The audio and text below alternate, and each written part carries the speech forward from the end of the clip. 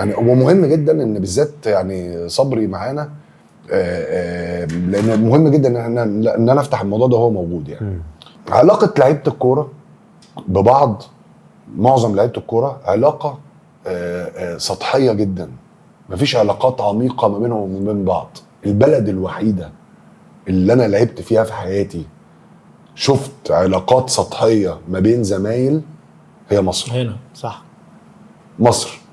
كل الكلام اللي انت بتشوفه ده على انستجرام واخويا وحبيبي ومش عارف ايه وبتاع، اللعيبه دي اول ما بتعتزل صح. بتقطع بعض. صح.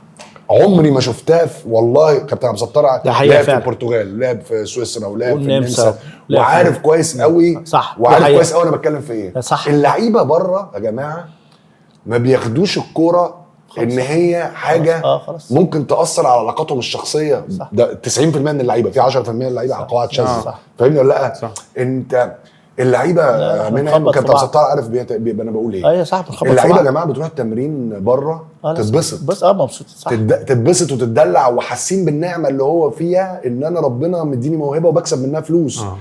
اللعيبه هنا في مصر واخدين الموضوع تعقيدات كبيره جدا، وفلان عمل لي علاقات كلها صدقني. لا وشوفها كمان بذمتك مش انت بعد ما اعتزلت كل ده.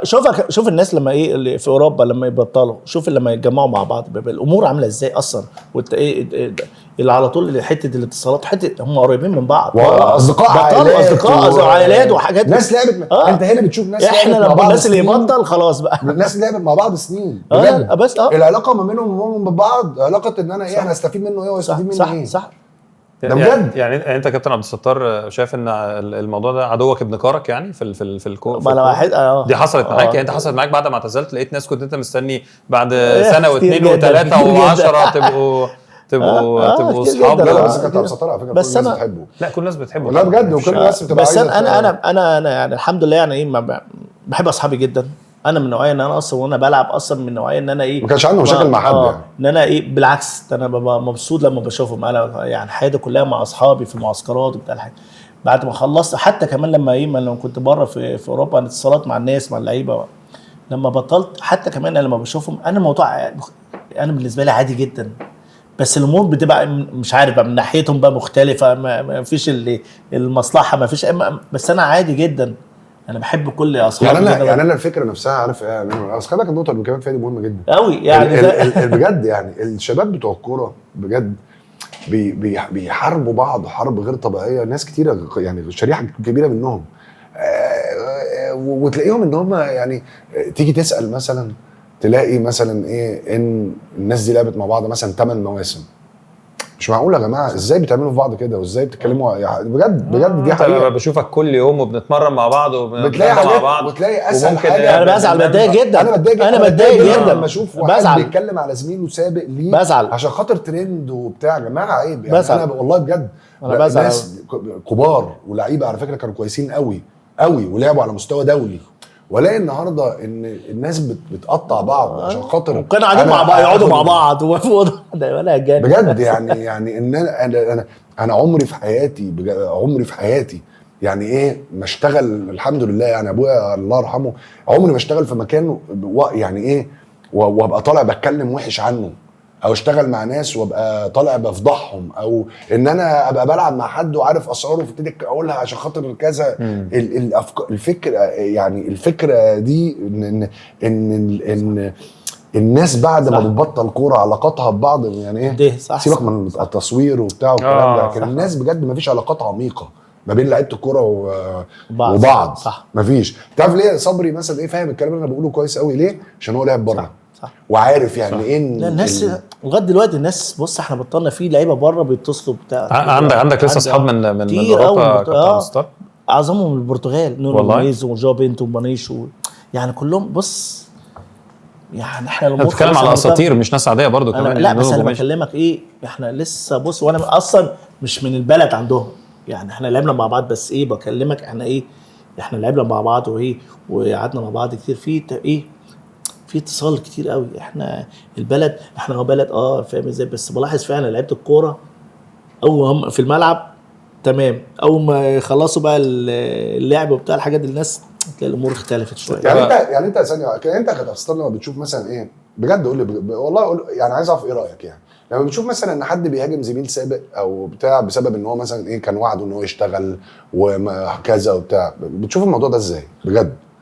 يعني واحد وعده بتبقى وحشه جدا يا ميدو، بتبقى وحشه جدا. ان احنا المشكله لسه قايلين احنا كنا زمايل مع بعض وقاعدين حياتنا كلها مع بعض، وبرضه ايه بص يعني بص في الاخر ربنا يعني ايه ادالك الحاجه دي عشان ايه برضه احنا نبقى قريبين من بعض، عشان نبقى يعني انت تدخلني في حته يعني ربنا جعلك سبب يعني سبب. كابتن صح قصدك بالظبط كده. ان انت ايه بلاقي لا الموضوع ايه ان هو راح حته خلاص بقى زميله بقى خلاص ما ولا يسال فيه ولا ما فيش مصلحه. ما بص في الاخر ايه المصلحه من وراه؟ ما فيش مصلحه يبقى لا ملوش لازمه خالص بتاعك مع انه زمايل وحبايب. يعني انت اعتراضك في التجاهل ولا اعتراضك في ان هو ما بيقفش جنبه؟ اصل هو خلي بالك انا ببص مثلا المسؤول ده هو اللي مش موجود دلوقتي فانا لازم ارد عليه بنيابه عنه.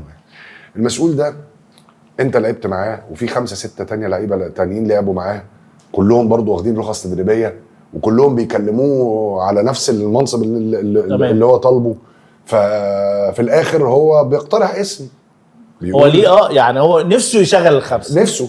فعشان كده انا معاك يعني هو بيبقى قدامه برضو من الناس بتبقى مظلومه بجد. انا معاك بس المشكله اقول لك على حاجه يا ميدو، احنا مشكلتنا الناس مش شايفه الحاجه دي. لازم هو لازم يعرف ان انا يا جماعه انا عايز اساعدكم كلكم لازم.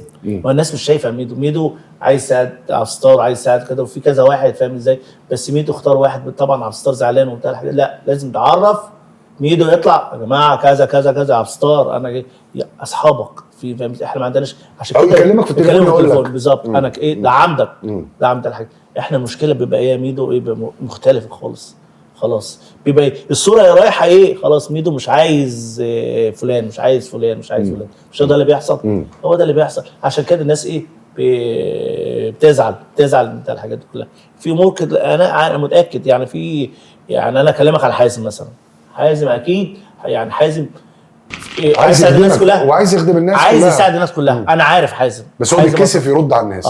يعني عارف مشكله حازم انا بتكلم مثلا عارف حازم مثلا ممكن يتكسف ان هو يقول لحد لا المنصب ده ما ينفعكش. يعني حازم يتكسف يقول كده مع ان انا شايف ان في الحاجات دي لازم تقول يعني بس هو ممكن حازم يقول طب انا هشوف هو بتاع كلمه انا هشوف دي يعني بس برضو انا بقول رايي بكل صراحه. يعني كل الناس حبايبي يعني طبعا يعني مش بقول كده حد ابقى في حد في صف حد، لكن يا جماعه لازم كلنا نتعلم ان احنا لما نختلف مع بعض الصحوبيه بتقول والزماله بتقول ان انا في عتاب ما بيني وما بينك اكلمك صح. لا يعني في قعده اخيره لازم صح. اصل الزمن والعيش والملح والايام اللي قضيناها مع بعض وحاربنا عشان بعض وبتاع مش معقوله تروح لازم مره واحده كده. لازم يبقى في قعده عتاب كده اخيره صح. اللي هو لازم اكلمك اقول انت ما عملتش. ما ده اللي انا بقول لك عليه بقى. ميدو انا عايز اسالك سؤال. ما ده اللي بقول لك عليه لازم حصل كذا كذا كذا يقول له.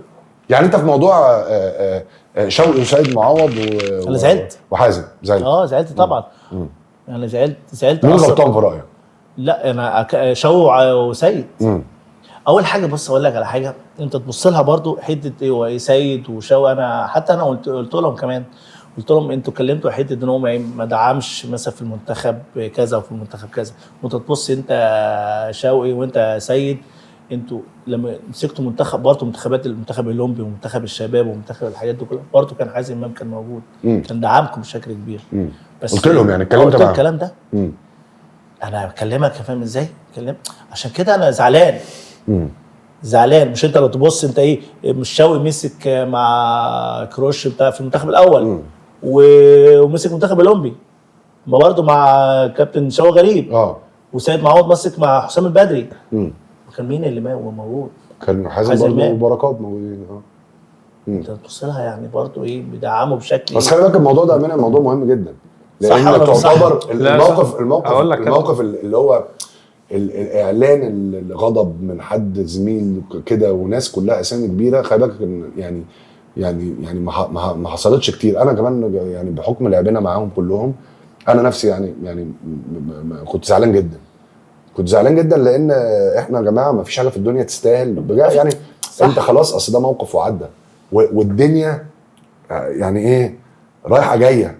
يعني انت دلوقتي ما قدرش يساعدك زي ما كابتن ستار بيقول، هو ساعدك قبل كده على فكره، او لو جات له فرصه تانية مش هيتاخر. لا المشكله في الاخر، ما هو في الاخر ده خلاص طلع مش، وده في الاخر احنا بنتقابل مع بعض، احنا اصحاب. بس كابتن عبد الستار احنا اصحاب يا ميدو، احنا ايه عشره عمر، احنا مع بعض. عشان كده عايز اسال حضرتك سؤال. انا لا في اختلاف خلاص بقى، في اختلاف في بقى. عشان كده كابتن عايز اسال حضرتك سؤال. لما ميدو بيقول دلوقتي انه انا عارف حازم، هو عارف كابتن حازم ولعب معاه وهم اصحاب وكذا، وبيقول لك انا عارف انه ممكن يكون بيتكسف، يعني ممكن يكون بيتكسف يقول لحد، بس انت تفتكر في الحاله دي انه هل ممكن يكون كابتن حازم، وانا يعني اعرف كابتن حازم شخصيا وعارف ان هو مش كده، بس انا بسالك هل تفتكر ان هو ممكن يكون كان عنده انه لا مش عايز ده ومش عايز ده؟ لا. ولا هو كان عايز يساعده بس هو غير بقى انه بيتكسف، ممكن يكون شايف، وطبيعي انه يكون شايف ان في حد احق، يعني ممكن يكون وجهه نظره هو او وجهه نظر المجلس الاداره بص بشكل او باخر، لانه في الاخر حازم امام، خليني بس انا اقول لك الحته دي، ما هوش رئيس مجلس اداره الاتحاد، يعني في الاول وفي الاخر ما هوش هو عضو مجلس اداره، ما هوش الامر الناهي بتاع مجلس الاداره، ما هوش من حقه ان هو اللي يقول كل حاجه. كلنا يا جماعه عارفين المدربين المنتخبات مين معينه، ما احنا عارفين ان حازم وبركات للاسف ما لهمش سي في مين يتعين بمعظم المدربين، يعني بجد يعني. فالنهارده المفروض ان الناس تبقى عارفه ان القرار زي ما انت بتقول مش في ايده لوحده. فعشان كده ده اللي انا يعني مش هعتب عليه يعني، لكن ده اللي انا بقوله ان احنا، انا ما بحبش دايما ان انا اطلع في المثالي وبتاع وكده، لكن احنا المفروض العيش والملح اللي ما بين الناس ما يخليش ان مع اول اختلاف بالشكل ده مهما كان مين قايل لك يبقى في صدام علني. اصلا مش خلاف، عارف كلمه شتمه، ده اللي بقول لك عليه، هو مش خلاف. انا رايي ان الطرفين بيتكلموا بينك وبينه وجهه وبتاع الحاجات دي كلها، حصل خلص الاختلاف ده، خلص المشكله دي، عشان احنا زمايل في الاخر، احنا تبص لها، احنا قعدنا مع بعض اكتر ما بنقعد مع اهالينا بالظبط. انا ابيض انا هتجنن، بالذات الرياضه الكوره يعني هتجنن، معسكرات تمرين وماتشات وكل حاجه، احتفالات، حتى اي حاجه، احنا على طول متجمعين مع بعض، صح. تجمعات على طول مع بعض، بطلنا او لعبنا يعني ايه كلنا ايه مع بعض. طب انت يبقى لازم احنا نبقى ايه، عشان كده ميدو اتكلم في النقطه في الاول، بره الناس علاقات اعمق بكتير، يعني على طول مع بعض. الكلام ده اول مره حد يتكلم فيه، بس اقول لك دي حقيقه، اتكلم في نقطه مهمه جدا، علاقات اعمق بكتير ما بين هو غريب قوي فعلا ان احنا مصر بنتكلم عن ان احنا وحده واحده وعشره وكذا، وانت تقول ان كل الدول اللي انا لعبت فيها هي اللعيبه فيها اقرب لبعض. علاقات لعيبه الكوره في مصر صدقني علاقات كلها مبنيه على المصلحه، صح، ومصلحتي فين معاها بتاع، انما علاقه عميقه ما بين اتنين بني ادمين على المستوى الشخصي قليل جدا لما تلاقي علاقه حقيقيه، قليل جدا علاقه حقيقيه صح ما بينهم بتاع. على العكس انت النهارده لما تشوف مثلا الجيل بتاع بدايه التسعينات في مانشستر يونايتد هتلاقيهم لغايه النهارده كلهم اصحاب جدا، كلهم على فكره شركاء، وكلهم بيطلعوا مع بعض، وكلهم كلهم بقى بيعملوا حاجه زي اللي كابتن عبد الستار بيقول لك عليها، كلهم بيكبروا بعض. صح، يعني هتلاقي في وقت من الاوقات ان بيكهام مثلا وجيجز مثلا بيساعدوا بول سكولز، صح. وفي وقت من الاوقات يبقوا مشدين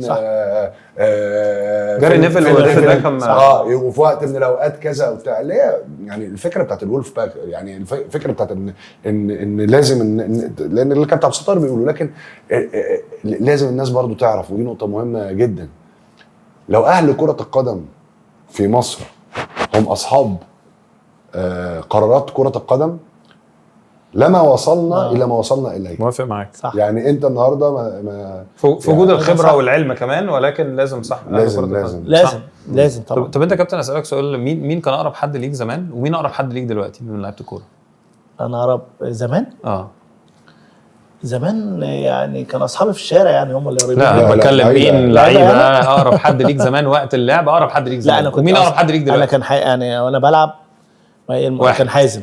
كان حازم حلو. حازم صراحه، حازم، واحنا يعني على طول مع منتخب الشباب ومنتخب الاولمبي ومنتخب الاول على طول. حازم اصلا حس ان هو ايه ستايله زي وانا حاسس ده من كلامك عنه يعني كتير لا يعني حازم يعني يعني عشت وحاسس ان هو يعني كلامه كمان قليل، وانا كان زي بالظبط قريب. مع ان الغريبه سبحان الله انت كنت بتروح المدرسه في البرد ازاي، وعازم كان بيروح بالسواق بس. شوف سبحان الله. ابتدى بقى المجموعه ايه تزيد شويه. انا النوعيه انا بحب ان ايه اصحاب الشخصيات الايه اللي مؤدبه محترمه، اللي بحب الضحك جدا، بحب اللي الامور كنت بقى ايه عادي جدا مبسوطين مع بعض كده.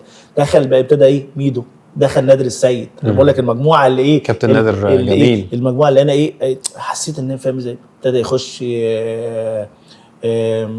مين تاني عماره عماره ورضوان. نادر السيد قبل مرات برضو ايه نلاقي كان ميدو قاعد مع نادر، واحنا بنقول العميد بقى حته العميد. ايوه مين العميد؟ لا المهم ايه نادر ميدو دخل بقى ايه في اوضه اللبس بيب نادر العميد، اما بقى اتكلم بقى وصوت عالي وبتاع. يا نهار ابيض. حسام حسن جاي بقى من بعيد وبتاع كده، قافل الاوضه، كسر الاوضه عليه. العميد يا كسر الاوضه عليه. بس انا بكلمك انا نادر السيد بقى ايه. نادر السيد يعني كابتن نادر السيد كان يعني وعلى طول بالنسبه لي خلي بالك كزملكاوي نادر السيد حاجه وعلى طول كان مع ميدو. على طول هو ايه متبنيه قوي. كابتن جوهري بعت نادر السيد يتفرج عليا. النادر كان بيلعب في بروج. فبروج وجنت يعني نص ساعه سواقه، فراح يعني كابتن نادر اتفرج عليها في ماتش، جبت جول وبتاع. كلم كابتن جوهري قال له زي ما كابتن ستار كده بيقول ده اللي ناقصنا. ده اللي ناقصنا، ده اللي ناقصنا في التشكيل. فجه يعني طبعا كابتن نادر يعني وكان بقى متبنيني وقاعد معاه في الاوضه وبتاع. بص بقى ايه الوساخه تمام. فايه انا مجهد في التمرين، فكابتن جوهري عمال يقول لي لازم تخس 4 كيلو، وانا مضغوط وانا صغير عندي 17 سنه، تاني معسكر ثالث معسكر ليا. مش في التمرين بقى لي يومين مش كويس، وانا يعني الطبيعي ان انا مركز في التمرين مش كويس، بباصي غلط بتاع مش مركز. فكابتن جوهري ناداني في وسط اللعيبه قال لي انت لا تعالى هنا، انت بقالك يومين مش عارف ايه وبتاع. قلت له والله يا كابتن نادر السيد ما بينيمنيش. فقال لي ليه؟ قلت له بيصحيني اصلي الفجر وما بعرفش انام تاني، ما بنامش الا 3-4 ساعات. كابتن جوهري السيد انت بتصحي يصلي الفجر ليه؟ سيبه ما يصلي الصبح. انت مالك انت تعمل فيها شيخ. كابتن نادر جالي قال لي انت بتقول كابتن نادر ده راجل جميل. لا كله كان بيتعمل كابتن جوهري. يا نهار اسود قد كده بقول له انت قد كده يا كابتن بس انت معذب الدنيا كلها. جميل. انا بقول لكابتن جوهري ده قد كده يا كابتن بس انت معذب الناس كلها. طب كابتن عبد الستار في حد ينفع في الجيل ده يبقى كابتن جوهري؟ كابتن جوهري لا ما ينفعش. ما ينفعش. طب مين احسن مدرب في الجيل ده؟ احسن مدرب في الجيل ده اللي شغال طن بص تفكير كده. لا سيبوني بقى شويه. ايه في وشوشه تطلع لك كده. لا كابتن ايه انا بتكلم في كوره يعني. لا مش يعني مين احسن واحد عادي بتكلم في كوره. مين لما بتتفرج على كورته دلوقتي بتتبسط؟ مدربين دلوقتي لا مفيش يعني مفيش بجد والله. كلهم زي بعض يعني والله كلهم اسلوب بعض، كلهم شخصيات يعني واحده. انت فاهم ازاي؟ شخصيات واحده وتفكير واحد، مفيش واحد يعني كلهم مجموعه واحده كلها. انت شايف كده ولا بتهرب من السؤال؟ لا كلهم والله كلهم كده. مفيش اختلاف.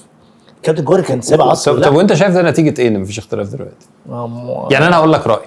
انا رايي دلوقتي ان مفيش تعليم للمدربين، يعني مفيش مدربين بتتعلم حاجات جديده. بالعكس كلهم بيتعلموا، كلهم بيخشوا على برامج وتدريبات ودراسات وحاجات كتير قوي. بس التفكير يعني كان برضه ايه كابتن جوهري ايه في سنس كده، في حته ان هو يعني حته برضه يعني هو مسك برضه ايه الشغل على العامل النفسي. اصل خلي بالك كابتن جوهري العامل النفسي ده مهم جدا. لا خلي بالك كابتن جوهري عنده ميزه، يعني مش موضوع ميزه ولا حاجه، لكن كابتن جوهري اصل كان عنده ميكس لذيذ جدا، ان هو راجل عنده فوتبول باك جراوند والناحيه الثانيه عنده ميليتري باك جراوند. فالميكس ما بين ان انت راجل قوات مسلحه يعني عسكري، راجل عسكري، وان انت لعيب كوره وفاهم دماغ لعيبه الكوره، وان انت في نفس الوقت برضو كابتن جوهري برضو خلي بالك يعني ايه جاي من حته يعني مريحه شويه. فاهمني ولا لا؟ فاهمني قصدي؟ الميكس ده صعب تلاقيه. صعب جدا. هو فعلا كومبو يعني عسكري ومرتاح زي ما بتقول شويه وابن ناس وكذا وفي نفس الوقت قصايا فالميكس الكومبو عشان كده بقول لك مفيش حد زيه. سابع عصر كده. طب انا دلوقتي قاعد مع سوترا يعني مع اجمد واحد شرفنا لما طلع بره ما كلمناش لغايه دلوقتي على اوروبا وعلى بنفيكا انا عايز اسالك سؤال. حتى الشباب في الاعداد كانوا بيقولوا لي تفتكر كابتن عبد الستار بيزعل لما بيبقى في حد من الجيل الجديد مش عارف مين هو عبد الستار صبري؟ يعني انا اقول لك انا اولادي عندهم 11 سنه ونص الاثنين بيلعبوا كوره بس يمكن عشان بيلعبوا كوره ودلوقتي في برضو ناس بتدخل اونلاين كتير وكذا هم عارفين صبري ده. واقول لك عارفينه ازاي؟ يقول لك صبري ده اللي رونالدو قال انا نفسي ابقى زيه. تمام. بس دي مش القاعده الكبيره. فانا عايز اخدك الاول للسؤال ده وبعدين نروح بقى نشوف اللي حصل هناك. انت بتزعل لما ده يحصل ولا انت بتبقى يعني انت بتبقى حاسس ان الناس دي كانت لازم تبقى عارفه انا مين؟ لا بالعكس. ما اصلا ما بزعلش خالص. انا اقول لك على حاجه بسيطه. اصلا انا بلعب كوره انا عايز ابقى مستمتع. انا بلعب كوره عشان ابقى مستمتع. حته الناس عرفت عبد الستار صبري ما فيش. انا مش في لما في الماتش لما بنزل الماتش مع المنتخب او مع اي فرقه بلعبها بتاع الحاجات دي انا الجماهير دي مبسوط جدا بشوفهم كده لما يعني هم اللي يعني التشجيع بتاعهم. هو قصده الجيل الجديد يا سوق. انا قصدي الجيل الجديد يعني انت لما انت بتقول كده انا كنت الناس دي بتشوفني الناس عارفاك في الشارع في مصر وفي اوروبا وفي كل حته. النهارده ممكن يكون مش كل الصغيرين دول من الجيل الجديد اللي عنده 10 سنين و11 سنه لا مش ما بزعلش خالص والله بالعكس الحاجات دي. بس انا في مره يعني ابتدى في البرامج عملت برنامج كده زي برنامج من اللي الصغيرين يعني قلت يعني انا اجرب كده عشان الناس برضو نبتدي يعرفوا شويه. خلي بالك اللي ما اتقالش الناس كتير قوي من الصغيرين بيتفرجوا عليه والله العظيم. يعني حته بقى ابتدى ان انا عملت البرنامج ده وبرضو بقى ليه شو جامد جدا. ابتدى الناس لقيت الاطفال الصغيرين السن 7 سنين ابتدوا يجوا يتصوروا معايا. قلت مش يعني ابتدى الامور كنت اتبسطت. برنامج على النت يعني ديجيتال. بس لما الموضوع بقى لقيت بقى حاجه كويسه جدا. انا عملت كده الموضوع ده عشان ابني يعني عشان ابني صغير وبتاع الحاجات دي انا بلعب معاه وبتاع الحاجات دي كلها. ابتدت الامور تعرف عبد الستار صبري بيصوروا معايا. بروح مثلا ابني كده في التمرين ابتدى الشباب الصغيرين يصوروا معايا بتاع كده كابتن انت شو ويطلعوا شويه الفيديوهات والماتشات بتاعتي. طب انا لما بتفرج على الاهداف الجون اللي جه في بيتر شمايكل وانت في بنفيكا ده انا بالنسبه لي يعني ما اعرفش الراجل بيحط الكره ازاي بيحطها كانه بيحطها بايده. انت ايه احسن جون جبته وانت مع بنفيكا؟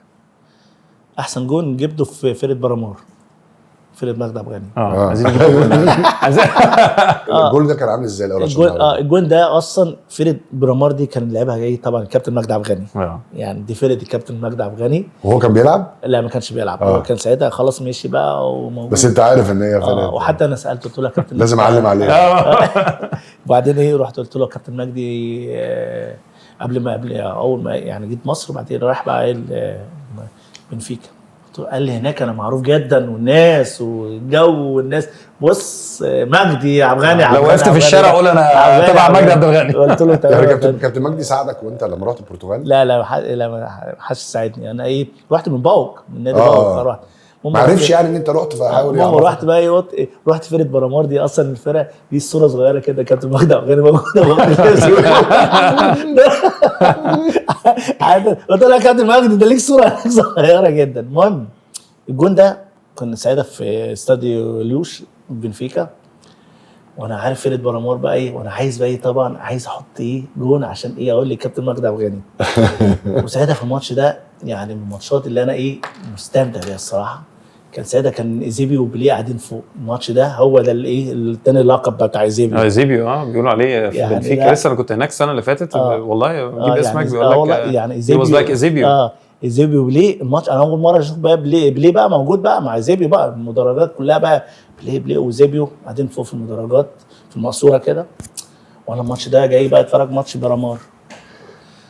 قلت بقى يعني بليه بقى قاعد فوق بقى ماتش برامار. خدت الكره من نص ملعبنا كده من اللي ساعتها لعبها لي مانيش انا فاكر كده.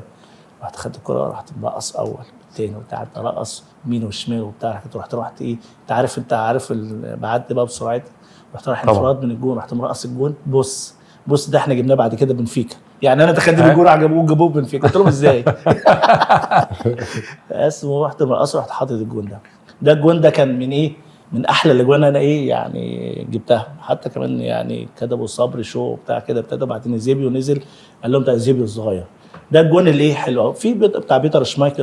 ده نظام الجون ده انت لو حطيتها بايدك مش هتحطها كده يعني. لا برضه جبت جون في بورتو كان قبل ما يمشي بيتر بيا، فاهم ازاي يعني. بس في جون كده جبته برضه واحد في المقص في بيتر بيا. طب انت كابتن الخطط دلوقتي اتغيرت يعني 4-3-3 دي لو موجوده النهارده، لو انت بتلعب النهارده كان هيلعب وينج رايت، بلعب من ناحيه اليمين زي صلاح كده، زي صلاح هتلعب ناحيه اليمين. ده هيلعبها 100 وحازم يلعب شمال زي صلاح. زي صلاح كنت حددت جون قد كده.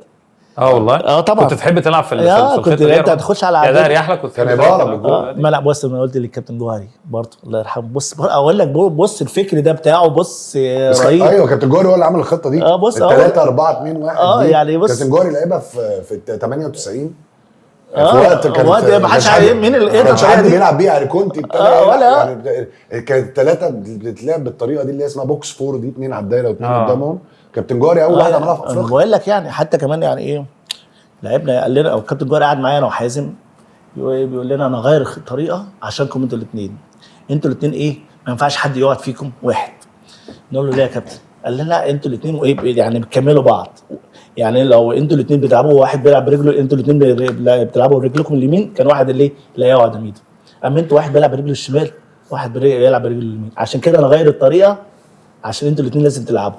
بعدين الكابتن جوهري كان بيلعب ايه اول حاجه بيلعب ايه ب5-3-2 كان بيلعب في الودين الاول ده زمان ايام جمال حميد وحسام حسن. فاكر انت في الودين؟ ايوه.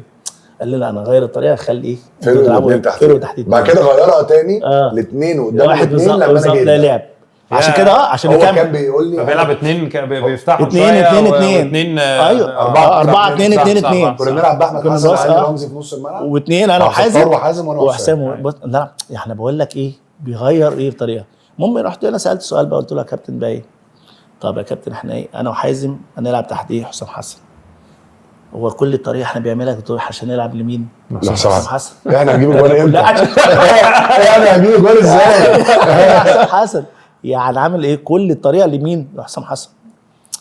طب يا كابتن ماشي. قلت له يا كابتن طب انا بلعب ناحيه الشمال وحازم يلعب ناحيه اليمين ممكن يا كابتن نغير خلي هنا حازم وانا العب ناحيه الشمال. قال لي طب انت لو لعبت هنا وحازم لعب هنا مين هيلعب لحسام؟ ما حدش هيلعب لحسام. انت على طول هتخش لجوه هتعدي وبتاع الحاجات دي كلها عشان هو خلينا كده عشان انا مشكله نفسيه ومشكله شخصيه تلعبها بالعرض. لما رقص اطلع لفين؟ ما العدلادي اطلع لفين؟ لبره عشان اعمل لمين؟ لحسام. وده اللي حصل كتير قوي. بص كان كل الايه انا بقى ايه بلاحظ بقى ايه ليه بقول لك هنا. بص كابتن جوهري برضو ليه فكره عشان ايه الطريقه بتاعتنا في مصر دلوقتي ايه بيلعبوا بيها بيلعبوا بواحد وتحتيه 2 وبيطلعوا على طول كل المحللين وكل الناس بتتكلم عليه يقول لك ايه الفيرود مشكله ما عندناش فراوده في مصر ما عندناش الحاجات دي كلها عشان ما حدش بيلعب عليه. انت بص ما حدش بيلعب له صح ما حدش بيلعب عليه. انت بص عشان اوريك ايه نيجي مثلا ايه نيجي للانديه كلها دلوقتي بيلعب واحد مثلا مصطفى محمد. مين بيشغل مصطفى محمد؟ مين بيشتغل مصطفى؟ بص انت بص كان الكابتن جوهري كل الطريقه وكل الخطه نازلين على مين؟ على ميدو. لازم ميدو يلمس الكوره معاه يتحرك كده يبقى لازم يبقى في ايه في اللعب لازم يبقى على طول بيلمس الكوره عشان يبقى جاهز اي فرصه تجيله ويبقى ايه جاهز فيها. غير لما ميدو تجيله كوره كل يعني بعد ربع ساعه بعد ساعه طبعا لا وبعدين طول ما الاسترايكر بعد تلت ساعه تجيله فرصه كده وايه يروح مضيعها. تقول له الكلام اللي بيقوله كابتن عبد الستار كان مهم. بيقول لك ان مشكله مصر مش في المهاجمين على اكتر انا بقول ان هي في الاثنين يعني بس المشكله ان مفيش حد بيوصله كويس. ما حدش ده المدير الفني ده دور المدير الفني. لازم ميدو ممسوك لازم يلمس الكوره لازم احنا في الهجمه يلمس الكوره يلعبها تاني مش مشكله عندي لازم عشان لما تجيله اي فرصه هو جاهز صح. غير لما يبقى بعد تلت ساعه ميدو ما يلمس الكوره جاي له فرصه قدام الجول راح حاططها مضيعها. وبعدين طول ما المهاجم الكوره في رجله طول ما انت ضاغط النهارده ميدو مش جاهز ايه ده مفيش فيرود ده هو مش جاهز مش انت مش حاطه تحت معاك في الجيم مش جاهز معاك في الجيم. اللمس ده لازم عشان كده كان جوهر كان ايه حسام حسن لازم يلمس الكوره بتحرك. ازاي نطلع في مصر لعيبه حريفه تاني؟ يعني لو انت مسؤول يعني النهارده المهارات اللي هي زي بتاعتك وزي بتاعت شيكابالا وزي بتاعت لا بالذات اللعيبه الشول اللي هي ميدو احنا عندنا انا بص بلاحظ ايه في المواهب موجوده صح. المواهب موجوده. بص ازاي مشكله احنا ايه مثلا دلوقتي انا بقول لك اللعب في الشارع كان ايه بيدي مساحه كبيره. لازم الناس تنزل تلعب في الشارع ثاني. لا بص في حاجه ثانيه انا هقول لك يعني انا في حاجات كتير قوي. يعني مثلا مش ايه احنا دلوقتي بالنسبه للاكاديميات البراعم اللعب البراعم الناشئين البراعم بالذات البراعم يعني هو اللي احنا نبني عشان نطلع ايه لعيبه فيه كويس قوي. احنا بنعلمهم يا ميدو في الملعب الخماسي. يعني ايه ملعب صغير بقى جريته بقى محدوده. كل يوم لازم يستخدم مخه. كل يوم بقى جريه في ايه في ملعب ايه خماسي ملعب ايه يعني من هنا لهنا بقى خلاص جريته محدود. غير لما يديله الحريه هو صغير لازم ينطلق.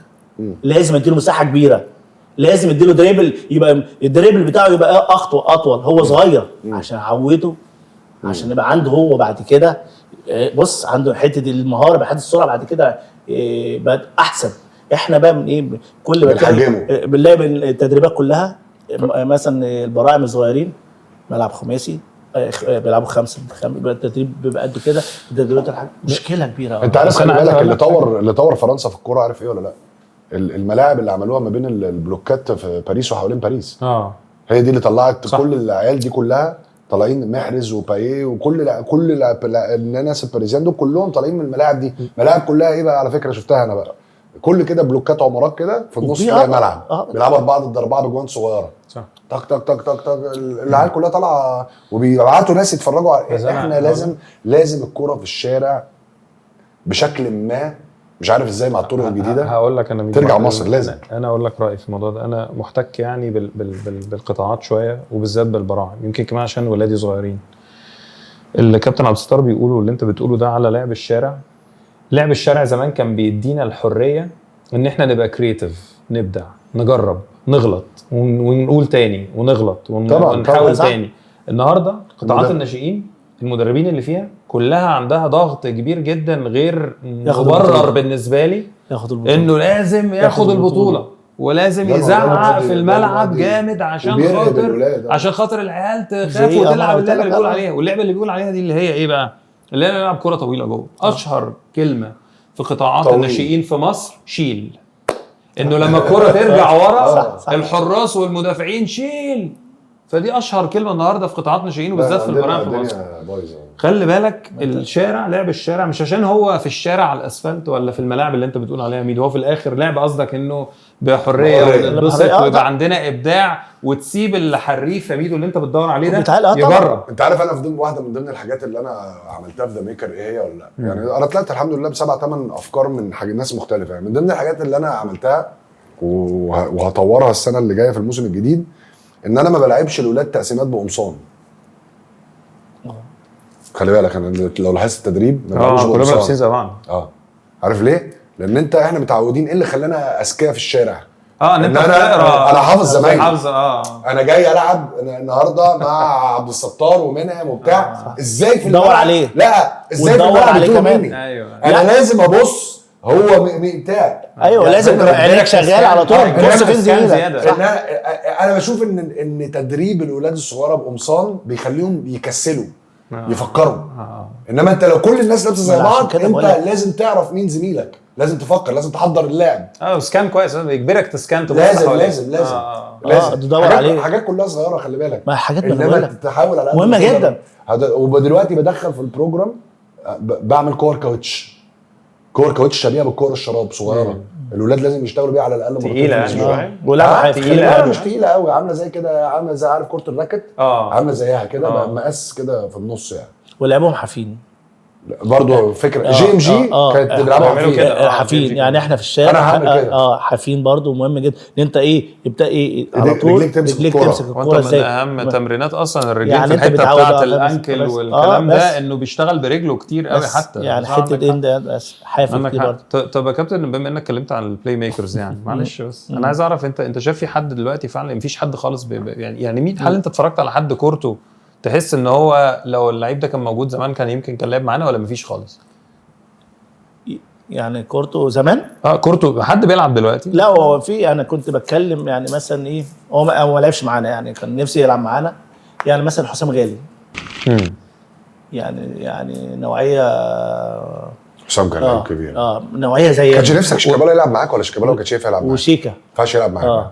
هتلعب انت لو انت وشيكا بفرقه واحده، في رايك مين كان يلعب اساسي؟ انا العب اساسي. طب استنى زي ما تاخدناش السؤال ده. حسام غالي الاول وبعدين شيكابالا. انت حسام غالي انت شايف ان هو النوعيه ايه يعني؟ هل هو حريف زي ما ميدو بيقول ولا لا انت ده لا. ده موديل تاني مختلف؟ لا ده ما انا بقول لك، بص احنا كان في حاجه ناقصانا لما قلت لك ان ميدو اول ما جه كان ايه حاجه ايه ناقصه، اول ما جه اكتمل الموضوع. حسام نفس في حاجه برضو ايه، الستايل ده مش موجود في نص الملعب. الستايل ده مش موجود معانا. ما الستايل ده واللعب ده مش موجود. مختلف انه يبقى بيدافع كويس بس لعيب كوره يعني. انت عارف مختلف. انت عارف مين في رايي يعني، ما اعرفش رايك يا عبد الستار ايه، ما حدش يزعل مني يعني من زمايلي السابقين يعني. انت عارف مين كان اهم ترس في الجيل ده؟ اهم لعيب في الجيل ده، في الجيل بتاع كابتن عبد الستار جيل 98 ده بقى، وانت طالع شويه وانت من تحت شويه. عارف مين كان اهم لعيب في رايي في الجيل ده كله؟ عارف مين؟ هاني رمزي. هاني رمزي اسال. أيوة. هاني رمزي في الملعب جوكر في كل حاجه، كان لعيب تقيل قوي، لعيب ليه تقله تحس بيه جوه الملعب. عايزه يدافع، عايزه يبني هجمه، لعيب جامد قوي، تكتيكي يعني، بتاعش منه، قائد، ليدر، بيتكلم مع الناس كلها، ذكي جدا في الملعب. لا لعيب رهيب. عارف بقى، عارف رمزي ليه كان اهم ترس في الجيل ده كله؟ لان هو كان وهو صغير لعب مع جيل بعقليه تانية خالص. تمام، وهو اللي نقل العقليه دي للناس. حسام وابراهيم برضو عندهم الحته دي طبعا اكيد، لكن رمزي كان بيعرف يوصل لمخ الايه والاحتراف برضو اللعيبه الصغيره. لان انا شفت ده لما طلع. لا ليه طريقه معينه يوصلك حبيبك في الملعب، ازاي تحترم المعسكر، ازاي مواعيدك، ازاي كذا، بينقل لك الرساله يعني ايه. رمزي بس اللي بيقولوا ميدو ده كابتن يخليني اسالك، الميديا اليومين دول مختلفه عن زمان. انتشار جدا. في لعيبه انا في رايي لمجرد ان هو بيلعب في فرقه كبيره اذا كان اهلي او زمالك مثلا فرضا او اسماعيلي، يعني الفرق الكبيره الجماهيريه، الاعلام في ماتش واحد طبعا وده غلط، يعمل منه كانه عنده تاريخ كبير جدا. هو ده، وبعدين يروح منتخب مصر، وبعدين يروح المنتخب برضه فعلا من ماتش وبعدين انت ما بتشوفش حاجه في المنتخب ولا مع الفرقه بعد كده. يعني في امثله واضحه. ما التقييم مش عارف التقييم ازاي، ما ده غلط.